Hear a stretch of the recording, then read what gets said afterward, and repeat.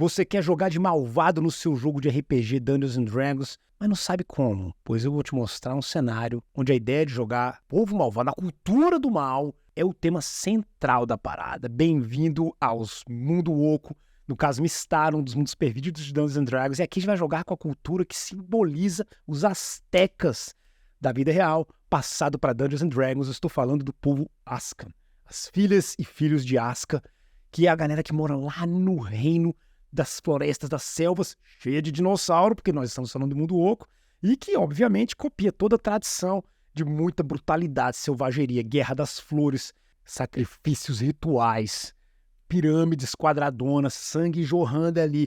Pois é, galera, os Ascan, com eles não tem dessa, não. Eles são, de certa maneira, até os vilões do mundo oco, porque eles servem ao principal vilão de Mystara como um todo, que, digamos assim, depois do Thanatos, que é o grande, né, senhor Lorde da Entropia, vem lá o Atzanteótl. Atzanteótl é o imortal da destruição, da inveja, da raiva, que odeia tudo e todos, até porque ele passou por muito ódio durante o período dele, né? E aí tem aquela frase que a gente fala, e eu como assistente social sei disso bem, quem sofreu quer botar os outros para sofrer depois. Isso é uma coisa que acontece muito na vida real. Infelizmente, o Atzanteótl representa exatamente isso no nosso mundo do RPG. E os Ascan são um povo que já tinha uma tradição selvagem e que depois foi corrompido pelo Atzanteótl. Mas eu tô falando demais, tem muita coisa para mostrar sobre essa galera. Bora começar como a gente faz com todos os gazetias. Primeiro, a história como os imortais a conhecem, e depois, a história como os mortais conhecem, ou vice-versa, para ficar mais interessante.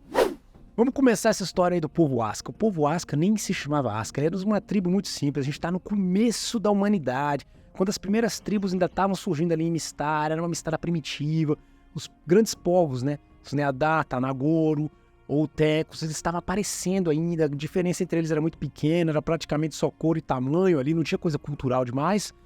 E nesse período os Oltecas foi uma das primeiras culturas que começou a se desenvolver mais. Paralelo a eles, mas muito longe, a gente estava tendo a galera de Blackmoor, que ia se tornar os ultra mega high-tech, como a gente já viu em outros nossos vídeos. No caso dos Oltecs, eles tinham uma tribuzinha ali que eles viam, né, que ficava as planícies, enquanto eles estavam mais nas montanhas e colinas, que eles pensaram, esse povo aí podia trabalhar pra gente, foram lá dominar essa galera. Passaram-se muitos séculos com esse povo dominado, só que esse povo era muito orgulhoso. E eles não se deixavam ser completamente levados pela cultura dos Oltecas. Eles pensavam, não, esses caras estão mandando na gente por enquanto, mas vamos manter nossas tradições e o nosso jeito de ser. E eles eram uma galera que era bem assim, bem orgulhosa. O jeito de ser deles era saber combater contra os outros, com qualquer perigo da vida, aceitar as dificuldades da vida e encarar assim, ó, queixa erguida, entendeu? Essa galera era o que um dia ia se tornar os Asca. E eles realmente resolveram fazer uma vez uma rebelião, rolou uma grande batalha entre eles e os seus escravistas Oltecos. Eles conseguiram meio que se separar dos Oltecos, mas eles mudaram a história deles depois para dizer que eles conquistaram até os Oltecos e tudo mais. E estavam felizes ali, celebrando que agora eles tinham a cultura deles, eles estão livres, quando, sem eles saberem, nem eles, nem os Oltecos, a galera lá de Blackmoor explodiu o mundo todo, galera. Fez a chamada Grande Chuva de Fogo, ferrou com uma Mystara inteira. É o grande evento que, como vocês sabem, quem acompanha a gente, em todas as culturas teve algum drama por causa disso. E no caso dos Aztecas, né, dos Ascan e dos Olmecas, foi terrível mesmo. Eles foram pro saco de vez. Morreu todo mundo. Pouquíssimos deles conseguiram fugir das regiões lá nos últimos momentos. E esses pouquíssimos que fugiram, você sabe o que aconteceu com eles. O nosso dinossauro favorito, não vou deixar esse povo morrer, tirou poucas das tribos que ainda estavam bem e colocou no mundo oco para esse pessoal sobreviver e a cultura não ser perdida, tanto dos Oltecs quanto dos Asca. Por que os Asca se chamam Asca? Porque em algum momento ali, pouco antes da rebelião, um deles, ninguém sabe quem, nem os imortais sabem, teve um sonho ali de que eles pertenciam a algo mais antigo, aos Asca, e que como e tal, eles não se deviam deixar ser levados por outras ideias. Essa ideia de que eles pertenciam a um passado mais anterior talvez até aos imortais, é uma coisa que fica na cultura dos Ascan pra sempre, galera. E vai ser um tema muito grande para quando a gente for jogar com eles também. Como Ascan, quando nossos colegas Ascan pararam no mundo oco, eles se deram com todo um universo novo. Primeiro que o sol era vermelho, segundo que não se punha nunca. Continentes voavam, se da única indicação de noite e dia. Os Ascan são um povo muito, muito supersticioso, galera. Ou supersticioso. Sabe, eles se baseiam demais nessa coisa do destino, do que vai acontecer. E eles usavam, obviamente, as estrelas, lua e o sol para definir essas coisas. Só que agora eles não tinham mais lua e sol, ou melhor, tinha um sol que não se põe nunca. Mas agora existiam os continentes voadores. E isso se tornou a nova indicação para eles de como lidar com o destino. Para eles tinham também dois grandes divindades que eles seguiam, né? Dois deuses. Na verdade eram deuses, os imortais. E esses imortais eram Kalactlatla e Otzitziótl. Peraí, lá, dobra, vai com mais calma, pronuncie isso com mais calma. Kalactlatla, Otzitziótl. Kalactlatla é o nosso dino, o Ka, o preservador. Eles sempre acreditaram num espírito ancestral, sem sexo, sem nada, que simplesmente garante a preservação do universo. É o Ka. E o outro, Otzitziótl, representa o Sol, o brilho e a energia que está dentro de todos nós. Então, essas eram as duas grandes divindades. Quando eles chegaram lá, eles não chegaram sozinhos. Passaram-se alguns milênios, foram chegando outras culturas. Chegou as culturas do Neadar, já estava lá, que eles começaram a ter guerra com. E depois de um tempo, a cultura dos Schattenalfen, né, que seriam os Elfos das Sombras, só que é a versão do mal deles, digamos assim, que eram alguns dos elfos sobreviventes dos clãs da segunda cataclismo que rolou em Mistar, foram para lá também. E teve mais um elfo sobrevivente, no caso, um elfo que só sobreviveu ele. Ele foi o único do seu clã inteiro que sobreviveu e ficou muito amargo e cruel, que era um elfo chamado Atsian. O Atsian conseguiu sobreviver, mas foi o único sobrevivente de todo um clã que foi dizimado, que acordou lá entre os Ascan, que também estavam transplantados. E ele conheceu aquela cultura corajosa, que encarava o destino do cara forte, e que também fazia altos rituais de sangue e tal, porque para eles isso era uma forma de dar pros deuses a energia vital deles. E o Atsian curtiu aquilo, ele pensou, sabe o que mais? Eu tenho que criar, aprender com essa força aí também. E ele foi e se mingou com esse povo, e depois de muitos séculos, ele se tornou também um imortal. Subiu a imortalidade pela entropia, pela destruição. E ele decidiu que tanto aqueles outros elfos do outro clã que sobreviveram, que chegaram aqui nesse mundo de sol, como os Ascan deveriam ser o povo dele. E ele começou a ficar falando ali na orelha dos imperadores e imperatrizes Ascan, querendo corromper eles. E nisso ele acabou corrompendo mesmo. Teve só um imperador que não se deixou corromper no finalzinho ali, que era o cara que um dia ia se tornar o Atuag, que tem um nome bem parecido. O Otzitziótl, ele foi e tentou convencer o Atuag, mas o Atuag não se deixou ser corrompido. Aliás, tem uma lenda maravilhosa sobre a Atuag que eu vou contar pra vocês agora. Quando a gente ouve ela, a gente reconhece as divindades rapidamente. A história diz que, nessa de não querer ser corrompido, ele teve que fugir com as pessoas que ainda acreditavam nos antigos meios de viver dos Ascan. E foi fugindo, foi morrendo, daqui a pouco já tava ele velho pra bater as botas, não tinha mais nenhum seguidor. Todos os seguidores tinham batido as botas. E na cama ali, perto de aparecer, ele teve um sonho de apareceram 3 espíritos pra ele. Primeiro apareceu um espírito parecia ser uma pessoa muito forte, escura, com uma máscara de jade, né? Aquela pedra verdona, mostrando uma figura terrível, com dentes grandes, assim. E essa pessoa falou pra ele, o tempo já começou muito antes de você, e ele vai continuar pra muito depois. Mas você vai ser parte disso, você não pode desistir ainda. E na sequência apareceu uma outra figura, que era como se fosse seu irmão ou irmão mais novo, igual, um gêmeo cruel, que dizia, vamos, venha comigo, desista, já acabou. Venha comigo, vai dar tudo certo. Mas a Troagen disse, não, você não quer me levar para um lugar bom. Não, eu não aceito isso. E por fim veio a terceira pessoa, de luz. E essa pessoa falou, você vai sofrer muito ainda, você vai passar por muito ainda, mas um dia você vai voltar para a luz e você vai trazer a luz de volta para o seu povo. Agora vá. E nisso os 3 foram embora. E a gente já sabe quem são esses 3. Só de eu contar, vocês reconhecem. O avatar do Ka, o avatar do Otzitziótl, que tentou corromper ele, e o avatar do Ixion, que por fim fala, não, a Troagen não desiste. O Atuag realmente não desistiu. Ele, como nós sabemos dos outros vídeos dados, foi parar lá na terra, que ele vai virar a terra dos Atuag, né, que são os descendentes dos Ascan, descobrir que o povo dele sobreviveu num outro mundo, só para retornar depois pro povo de Ascan, virar um imortal, e agora, né, tá tentando ali aos pouquinhos reconquistar o coração de seu povo antigo Ascan e tirar eles de volta do Otzitziótl. Isso aí é um tema central dessas campanhas, que se chamaria o Novo Caminho. A gente vai para isso daqui a pouco. Vamos continuar. Pois é, galera, a história como os Ascan conhecem, a história como os imortais conhecem, ela não se difere tanto assim, exceto que os Ascans fazem essa história ser muito mais gloriosa, de que ela é assim, que eles conquistaram os Oltecos, de que quando o mundo foi destruído todo, ele foi destruído com a chuva de fogo, porque era a hora de acabar com tudo mesmo para os Ascans renascerem, etc. Os imortais, porém, sabem que foi Black Moor os culpados, que os Ascans não conseguiram conquistar os Oltecos, e que quando eles reacordaram no novo mundo, do lado ali dos Oltecos também que sobreviveram, eles acabaram tendo seus primeiros conflitos, mas não conseguiram derrotar eles de vez também. Os Oltecos foram expulsos mais para as regiões do leste, né? Lembrando que no mundo Oca é invertido, leste-oeste, enquanto que os seus grandes oponentes acabaram se tornando os Elfos das Sombras Schattenalfheim. Aí vocês vão me perguntar, mas peraí, Ladop, tu não acabou de falar que os Schattenalfheim servem ao tal do Atsanteotl também foram corrompidos? Mas os Ascan também não servem ao Atsanteotl, eles também não foram corrompidos? Ele bota os dois povos dele pra brigar um com o outro. Bota. Porque o Atsanteotl é um dos imortais da Entopria. Para ele, os dois povos dele se quebrarem é só uma forma deles se tornarem ainda mais fortes. Para ele tá temperando o aço ali, entendeu? Da galera do mal dele. Então ele quer mais é que eles se quebrem mesmo. Ele olha que eles não se quebrem de vez, não se limitem totalmente um ao outro. Para ele isso aí é perfeito. Ele quer mais que o mundo oco esteja no medo ali dessas duas grandes potências, que são os Elfos das Sombras versão 1 do oco, que são muito hardcore. E isso que os Elfos das Sombras já são hardcore pra galera que viu o vídeo deles. Hein? Então imagina como é que são os Schattenalfheim. Depois eu vou mostrar pra vocês, quando eu fizer o vídeo sobre eles, o desenho que o Bax, aliás, escolheram um excelente, né, que é o cara que desenhou Dark Sun, foi quem desenhou os Elfos das Sombras do mundo oco. Vocês imaginam como é que é o desenho. Os Ascan agora, na atualidade, estão aí.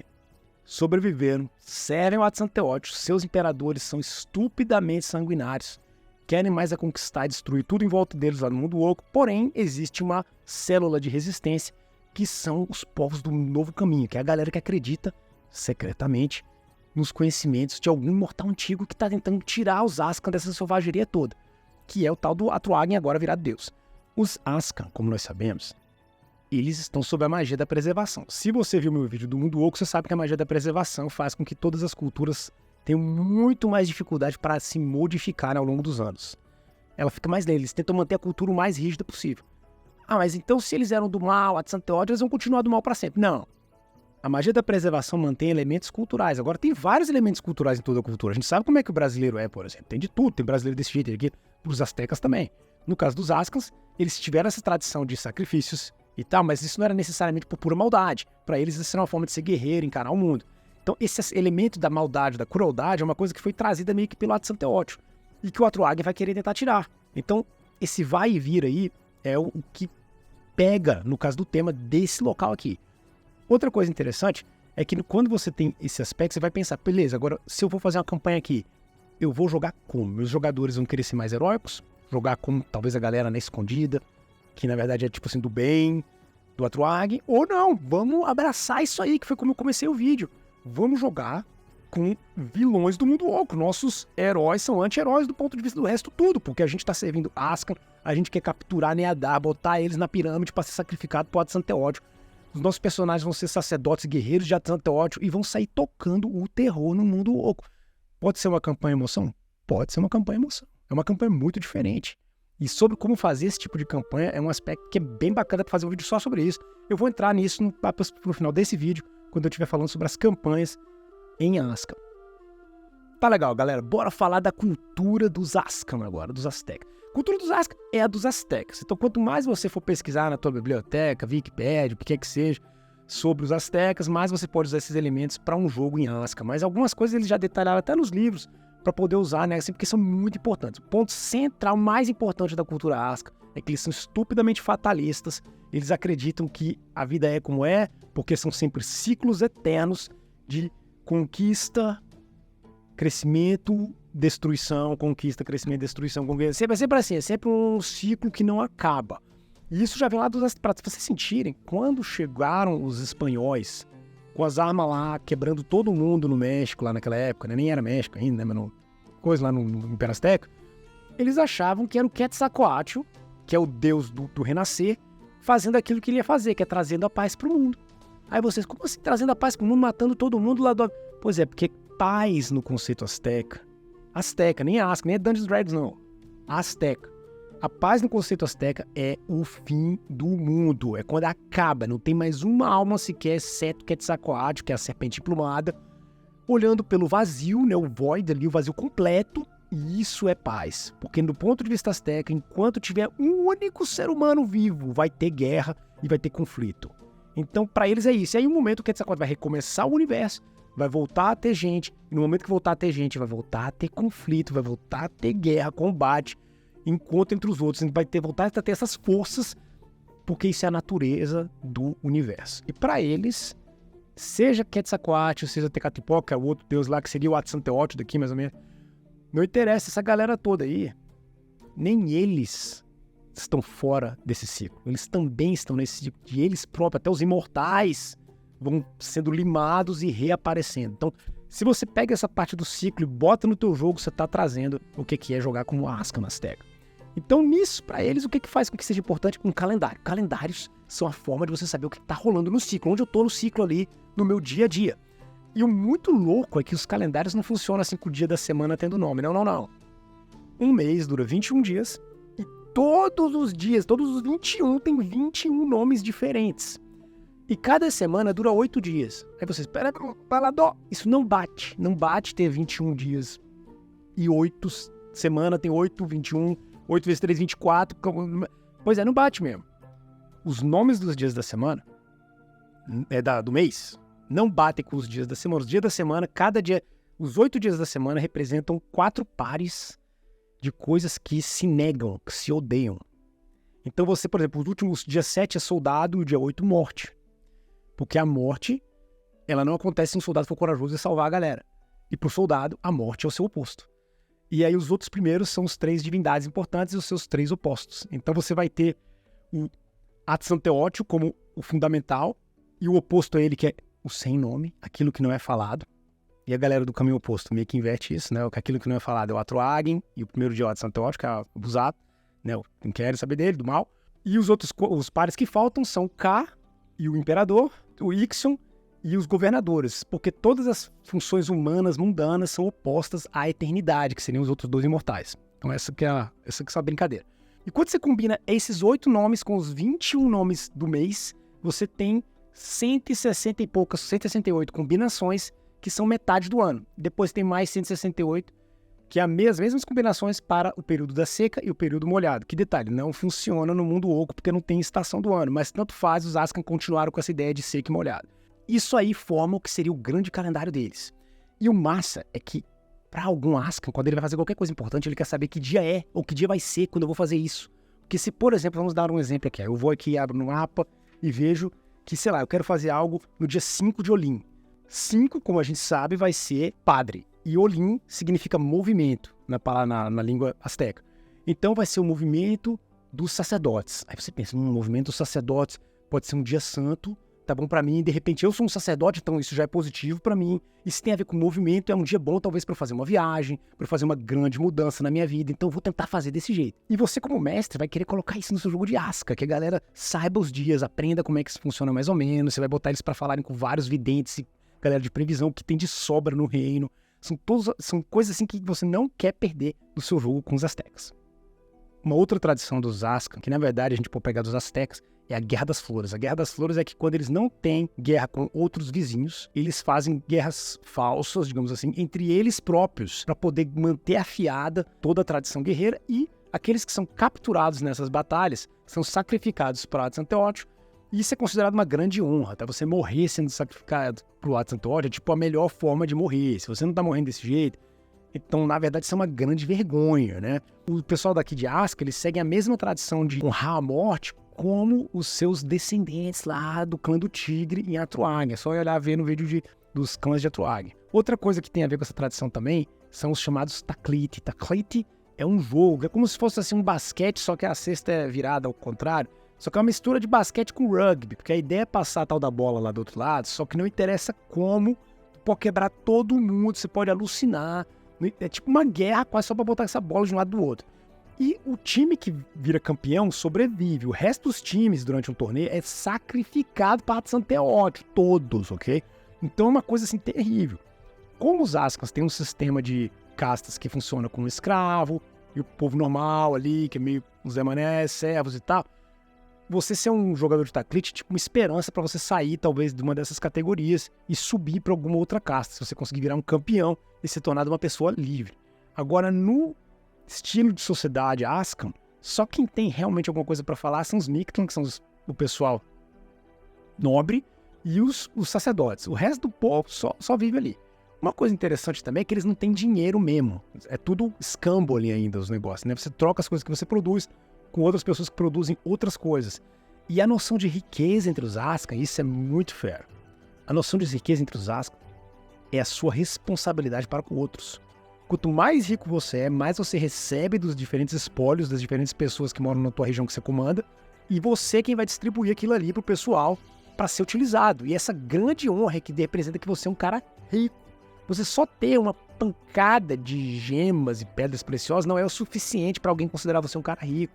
Isso faz com que a classe dos mercadores, que se baseia nesses valores, sejam considerados meio assim cegos para quais são os verdadeiros valores de um Ascan. O suplemento dos Ascan foi um dos primeiros módulos de Dungeons & Dragons que pegou a tema de você jogar com um grupo do lado negro da força, do mal, como um ponto central. Eles abordam isso mesmo, eles chegam e falam, olha, a gente mesmo, quando estava escrevendo esse livro, percebeu, caramba, Ascan, brutal, sessão para uma galera assim, os jogadores jogando desse jeito, será que dá certo isso, como é que a gente faz? Então, claro, eles têm o tema do Caminho Novo, como uma forma muito fácil de você fazer uma campanha asteca, com fundo Ascan, só que com a galera sendo heróica.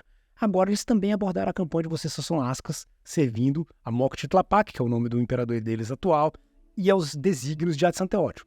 E como é que você faz isso? A primeira coisa que eles colocam é de que você tem que ter claro que os jogadores entre si têm que se ver como uma unidade. Assim. Você não quer que os jogadores fiquem se traindo entre eles o tempo inteiro, até porque não faz muito sentido isso para os Ascan. Os Ascan, eles só se traem quando eles já estão num nível de poder muito grande.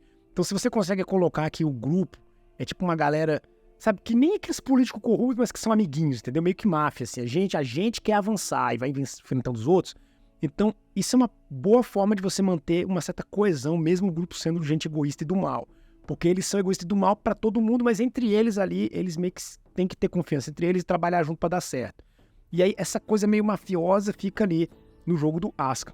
O seu grupo vai ter, por exemplo, talvez um sacerdote, que vai ser quem vai querer subir na carreira do Adsanteotl, você vai ter talvez um guerreiro que vai querer ser o grande general, né, que vai governar junto com esse outro cara, e de repente tem um que tá de ladrão, que seria o representante dos espiões ou dos mercadores. E aí você vai ver o que eles podem fazer para evoluir dentro de Ascan, né? Seguindo a tradição do D&D antigo, a gente vai fazer as diferentes etapas dos heróis, né? No caso, anti-heróis. Então você começa sendo um pessoal que está ajudando nos problemas da vila ali, das pequenas vilinhas Ascan.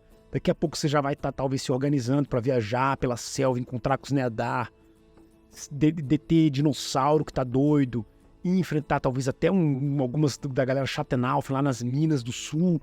Ou, quando chega em outra etapa, quando a galera já tá mais poderosa, eles vão ganhar os primeiros domínios deles. Quem sabe exatamente nessas minas do sul, que é um território terrível, que é logo na borda com os Elfos da Sombra, então você tem muito combate lá, e aí bota os jogadores para desenvolver esse pedaço. E lá pra frente, quando eles já são realmente tora mesmo, vão estar viajando pelo mundo oco todo, quem sabe procurando a sabedoria do grande farol, né? Quem viu nosso vídeo do mundo oco sabe do que eu tô falando, e se tornando representantes de Adsanteotl, talvez até entre os primeiros imortais ali no mundo oco. Isso é uma maneira de abordar isso aqui, os caras entram em profundidade nisso, eles botam várias aventuras com foco sobre a ideia de você ter heróis astecas, Ascan, como é que eles podem enfrentar os vilões atuais, os vilões, né? Quem é o Mok'Tlapak, como é que ele trabalha, quem é um dos outros. Tem vários dos governadores das vilas que podem ser potenciais aliados ou vilões pro seu grupo aí de mafioso e de asteca, né? Fazendo meio que, na verdade, até uma coisa irônica, né? Quando a gente pensa na violência toda do México, você meio que pode botar esse estilo criminoso quase de jogar numa campanha Ascan. Galera, isso conclui o nosso vídeo de hoje. A próxima cultura que a gente vai abordar serão os Nitians, que representam os egípcios, mas de certa maneira também o grande povo mágico depois dos Alfatianos de Mystara. E vai ficar no próximo vídeo. Até lá!